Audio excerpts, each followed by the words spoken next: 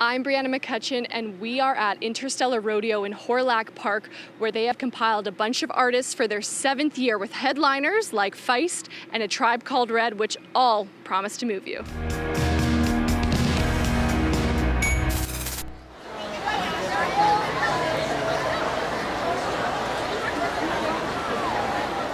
Interstellar Rodeo prides themselves on bringing a mix of performers from across all genres to its stage while hosting a space for local shops to set up and food trucks for musicgoers.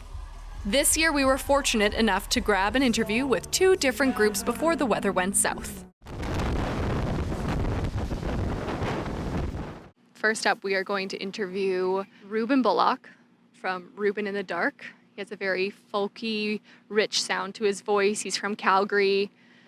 Represent Alberta. And I think it's just going to be a really raw, fun, simple interview. That's all I have to say about that. And are you fearless as you wonder where eyes go when they wander? Beating heartbeat, slow and steady.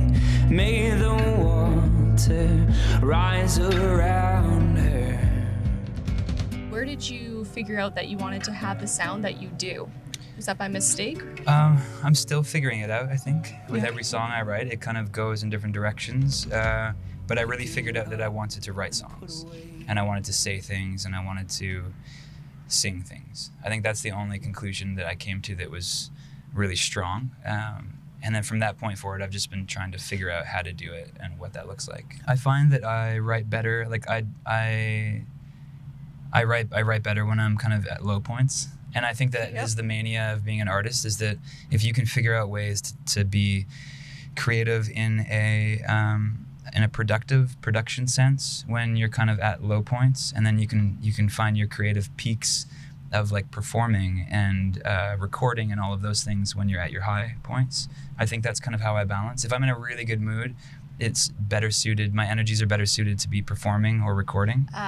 And if I'm kind of slipping into a dark territory, my efforts are much better like concentrated into trying to write a song. So I think I'm learning that about myself, to like use both of those things, because they do balance themselves out. Of course, you can't be miserable all the time. No, you can't be miserable when you're performing and recording and writing. No. Just be miserable when you're writing, and then celebrate that misery when you're performing. Have you ever experienced you're wanting to write and you're wanting to produce songs, but maybe you're just too happy, life is going too well, and you think, I wish there was something that was making me sad or in pain at this moment because I need inspiration? Yeah, it's not a conscious thing, but I self-sabotage for sure, just to kind of like, I am... That's totally what it is, too. Yeah, because there is something about... sometimes life doesn't torture you, but when you have a tortured soul... Yeah, I'm sure you grab things from your periphery, and I do. Like, you hang on to drama and you hang on to the wrong kind of things. If you can do that temporarily, I think it's totally fine. Because it is like the light and dark balances of life are like, they're both just as important. And when you find yourself on stage performing, are you trying to focus on one particular thing through each song, or is it a moment of just serenity and giving yourself to the piece? Yeah, I think that's the thing. It's that surrender, and sometimes that becomes something really specific. But other times, I really just try to embody whatever I'm doing and just give myself to the song, and allow it to be whatever it is. Because that's the one thing about performing, is like getting out of your own head and just being a bit of a vessel. Like, you've already written the song, so just step out of its way and just sing it and try to put yourself in a place that you were when you recorded it or wrote it for the first time. Just accept whatever happens at that point in time. Yeah, and like listen to an audience too and see how, like, check in. And I used to think I had this kind of punk rock attitude where I would just play a song exactly how I wanted. And if I saw someone in the audience looking at me with their arms crossed or scowling, I wouldn't care, and I would just play it, and I wouldn't care if anyone liked it or was listening. And I found that aggressive, I had to really shed that. That was like me covering being afraid of just letting people think what they want of the music, which is super vulnerable. You're like, if you're playing a song and you're wondering if someone likes it, it's very difficult to perform. But you can't be concerned about what people think all the time, because then that would it kills harm you. you. Yeah, it kills you. So my old approach was to just say, I don't care what anyone thinks, and just play. Right. And I would leave the stage sweating, and I wouldn't talk to anyone because I was probably afraid of feedback. Right. And now I try to like look at everybody, and if the show if we aren't connecting, like not to say like, oh, forget about you guys, like to see what we can do to connect, because that's like what we're trying to do as a live band is like have an experience with an audience. Have you ever looked out into the audience and you see someone crying? Yeah. Oh no! How did you deal with that? Well, I mean, it's normally the tears are good tears, right. like, but a lot of people cry, and I get lots of messages from people that on that emotional level, but it's always accompanied with the fact that it was like a good cry. Right.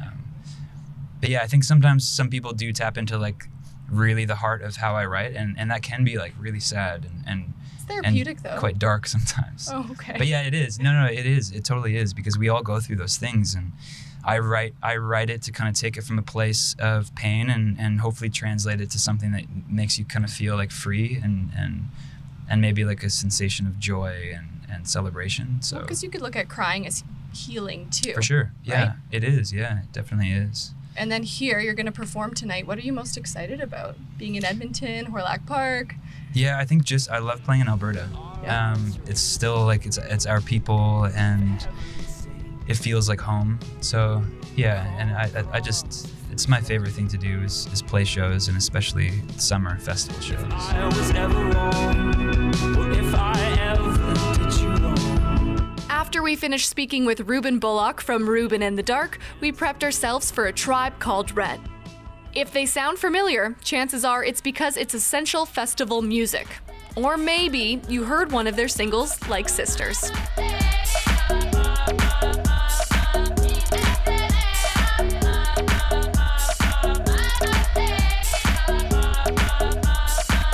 This is what we have been waiting for at Interstellar Rodeo. This is why we took the trip from Fort McMurray to Edmonton, so that anyone on the Treaty 8 territory over in Wood Buffalo or Fort McKay gets to see this. This is a big band. I don't know the last time that a group has been so influential in the Indigenous and non-Indigenous community and has been so well received in both. You guys are gonna love this. They're here, they're behind us. Well, behind you, because the camera guy is where you are. And they're doing sound check. I'm trying not to freak out. Super excited. It's okay, I'm just not gonna freak out, it's fine. But you can hear them, I can totally hear them. Oh my gosh. Totally freaking out right now. You can't hear their music and just stand still. Okay, so first things first, I need you guys to introduce yourselves because I will not do it justice. So who do we have here today? I'm Bear Witness. I'm Toolman. Thank you. And yes, that is A Tribe Called Red, and I'm super excited to meet you guys. When I was listening to Tanto's Revenge, you know the movie Blade? Yeah, for sure. Okay, when the vampires are dancing and all of a sudden those blood sprinklers come on, when I watched that after hearing you guys, I was like, that should have been A Tribe Called Red song in there. Do you know what I'm talking about, though? Yeah, I know what you're talking about. What inspired you to do that specific song? I mean, really, that was DJ Shove. That was a Dan creation. Okay. He was trying to make Mortal Kombat. But what are you looking forward to tonight about performing here at Hawrelak Park? I mean, like, the crowd in Edmonton is always awesome. And some of, like, top 5 performances have been here in the city, and really excited to see everybody. And I feel like listening to your music, you're not alive if you don't move. Listening to your music, it's impossible to just stand still. Do you feel like when you're up there, you have that real big connection with the audience? Oh, yeah, for sure. I mean, the difference between it feeling like work and it feeling like a really fun time is the audience. If it's the energy the audience gives back to us, that's when it energizes us. It makes us have a better show, makes us have more fun. And you guys are the collab masters. You're always collabing with a bunch of different artists. I saw that you were with the Chippewan Travelers at one point, and then Northern Voice. How do you find these different bands, and what is that kind of like, that conversation when you do decide to collaborate with them? So them and Black Bear, who we also worked with extensively, they're all people that are from that one label. So we're able to connect with them all through Tribal Spirit. And much like we recorded Black Bear a couple years ago for our last album, we just recorded with Chippewa Travelers. Nice. So we got a bunch of the new stuff from them that'll be on the next album. What is that conversation like? Do you say we want to do a song that makes people think this or reflect this, and they come up with something, or do they already have a song in mind or a tune, and then you collab at that point after it's done? It's both of those things. Okay. You know, we go in and record the songs that they already have, that they know and that they're comfortable with, to do our thing too. But then also now the new thing is getting to actually collaborate with the drum groups and say, hey, let's try this out or try this thing. Or Right. And has there been any issues with the elders? Have they ever said, we don't like it so public, we don't want it so mainstream, or are they very happy to hear the collaboration of the music? There's definitely been times where people have expressed some amount of uncomfortableness with what we do. Right, okay. But there's a reason why we chose powwow music. You know, powwow music is competition music. It's music that's meant to be on display.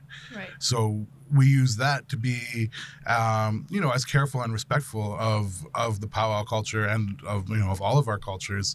That's why we chose that specifically, powwow. And the reaction of people that have been not necessarily completely comfortable with what we're doing is usually followed by, well, we see the importance of what you're doing.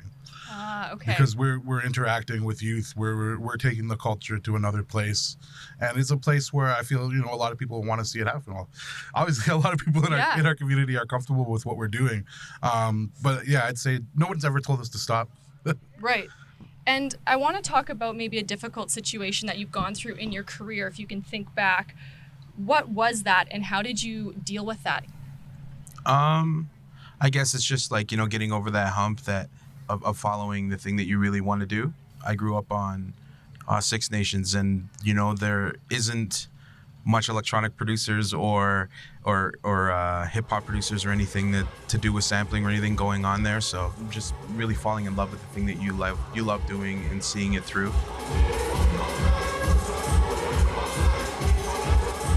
Since the beginning of my career, there's been a lot of hip hop producers, a lot of electronic producers, a lot of people who are making original music that are indigenous. We've kind of made like a network of Native artists, and we all support each other. And that was been like one of the biggest things is finding the community. And then on top of it, like aspiring to do more and wanting to do more. And then what does it make you feel like if you've ever read those comments underneath your video? I was looking at one for RED, and some of the people said, this sounds like hip hop circa 2030, I hope.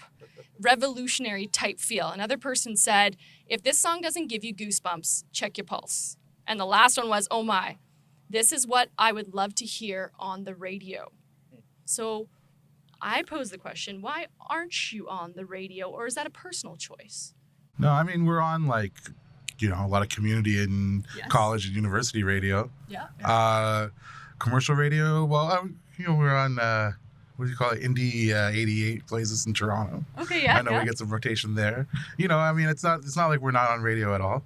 We did. We were on Much Music a lot. Like we hit number 1 on like the Much Music award or the chart, I guess. I mean, we got a Much Music Video Award. And we got a video award as well. No, I didn't see that. Yeah, What was that I'm like? gonna start interviewing Tim. Yeah. So What was that like? What was it like? Well, you were there too. Okay, but I was really, really sick that time, and I didn't show up. Like these guys got the award. Well, I think you guys are doing a fabulous job. I love your music. Kill it tonight. Anything that you want to add before you go? I don't know, just to have fun. I can't wait to see everybody. I want the biggest crowd we've ever done. It's good. Yeah, we've had amazing crowds here in the past, so I'm excited.